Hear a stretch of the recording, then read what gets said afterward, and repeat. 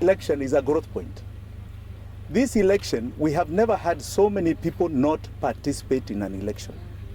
In the history of multipartyism, this is the largest number that has not participated in an election, which means something is wrong. Because democracy is participation of as many of our flock in this country as possible. And unfortunately, this was the worst participated election since multipartyism. That means we need to reform. Reform is growth point. The last regime did not believe in reforms. It had not one reform agenda tabled to Parliament. In fact, any agenda they put was to draw back the reforms of the 2010 Constitution.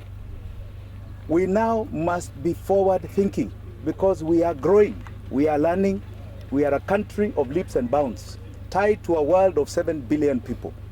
We must reform IEBC, we must reform our courts, we must reform our whole electoral process so that we have an election which has got an 80+ turnout of participation. We have an election where we have record number of candidates, there's nothing wrong with it.